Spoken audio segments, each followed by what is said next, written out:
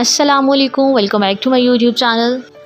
बेरहम मौजों की नज़र होने वाला पूरा ख़ानदान ऐन दरिया के बीच कैसे पहुंचा, कैसे एक एक करके दरिया बुर्द हो गया और अभी तक कितनी लाशें बरामद हो सकी हैं, कैसे 18 जानें एक एक करके ज़ाया हो गई, ये तमाम वीडियो आपको दिखाएंगे और इसकी डिटेल आपके साथ शेयर करेंगे आज की इस वीडियो में।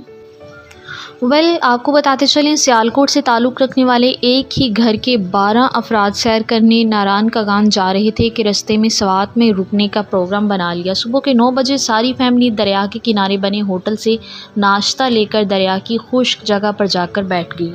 खाना खाकर चाय पी रहे थे कि अचानक पानी का रेला आ गया। लोगों ने शोर मचाना शुरू कर दिया तो ये तमाम फैमिली और इनके साथ 6 और लोग भी थे जो सब मिलकर पत्थरों के टेले पर चढ़ गए, इसी उम्मीद पर कि पानी का ज़ोर कम होगा तो वो निकल जाएंगे, लेकिन अनहोनी को कौन टाल सकता है। पानी ने चारों तरफ से घेर लिया। दरियाए स्वात के रेले में फंसे वो 18 लोग 2 घंटे मदद के लिए पुकारते रहे। मुकामी लोगों ने मुमकिन कोशिश की लेकिन बेसुध। रेस्क्यू वालों को बुलाया गया जो कि 1 घंटे के बाद पहुंचे, लेकिन ये कहकर वापस चले गए कि पानी का बहाव काफ़ी तेज़ है, वो कुछ भी नहीं कर सकते। बेयारो मददगार वो सब अपने प्यारों को एक एक करके पानी की नज़र होता देखते रहे। कभी माँ गिरती तो बच्चे बचाने की भी सौत कोशिश करते, तो कभी बाप बच्चों को बाहर निकालने की कोशिश करता।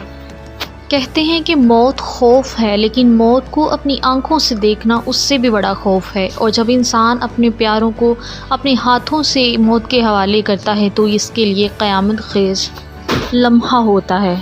मरने से पहले ही वो मरने की कोशिश और मरने से बचाने के लिए कोशिश करने वाले तमाम अफराद पानी के सुपुर्द हो गए। एक दूसरे की बचाने की कोशिश करते रहे, लेकिन वो सब हाथ से रेत की तरह फिसलते, पानी में डूबते, मदद के लिए पुकारते रहे। ये क़यामत ख़ेज़ मंज़र तारीख़ का वो सानिहा बन गया जिससे हर आँख अश्कबार हुई। देखने वाले आहोज़ार के सिवा कुछ न कर सके और यूं पूरा ख़ानदान तबाह हो गया। हमारा वहाँ की गवर्नमेंट से सवाल है कि आपके helicopter, rescue teams, private jet और वो तमाम इक्विपमेंट्स जो इदारों के पास हैं, वो क्या बेचने के लिए रखे हुए हैं या दिखावे के लिए रखे हैं? कोई भी हेलीकॉप्टर जस्ट 5 मिनट में इन सब लोगों को रेस्क्यू कर सकता था, लेकिन लोगों के बुलाने पर भी हुकूमत ने कोई एक्शन नहीं लिया। अलबत्ता वहाँ के मुकामी शख्स हिलाल खान ने कुछ लोगों को रेस्क्यू करने की कोशिश की और उसमें वो कामयाब भी हुआ। वो कुछ लोगों की डेड बॉडीज़ को बाहर निकालने में कामयाब हो गया। लेकिन अब ख़बर ये है कि 8 अफराद को उनकी डेड बॉडीज़ को ढूंढ लिया गया है और बेदर्दी का आलम यह है कि लाशों को ताबूतों में बंद करके कचरा उठाने वाले डंबल्स में डालकर फैमिली के सुपुर्द किया गया है।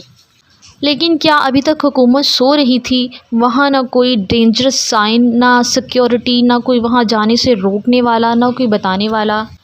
हमारी वहाँ की हुकूमत से अपील है कि सियाहों और मुकामी लोगों को पूरा तहफ़्फ़ुज़ फ़राहम किया जाए ताकि आने वाले सालों में तमाम कीमती जानों का ज़िया ना हो सके। यहाँ पे आपको बताते चलें, इटली में लास्ट ईयर सैलाब आया तो लोग महफूज मुकाम की तरफ भागे, लेकिन एक कुत्ता सैलाब में फंस गया। एक कुत्ते को हेलीकॉप्टर के थ्रू रेस्क्यू किया गया, जिसकी पिक्चर आपकी स्क्रीन पर मौजूद है। देखिए, इंसानियत का ये आलम है कि एक कुत्ते को बचाने के लिए एक हेलीकॉप्टर को भेजा गया, लेकिन यहाँ पे 18 अफराद 2 घंटे मदद के लिए हुकूमत को पुकारते रहे, लेकिन वहाँ कोई भी रेस्क्यू टीम या हेलीकॉप्टर नहीं पहुँचा। काश जान की कीमत हम और हमारी हुकूमत भी समझ सकें और इस क़यामत सुगरा को जो उस ख़ानदान पे टूटी, जो दोबारा किसी पे ना टूटे, उसको समझ सके।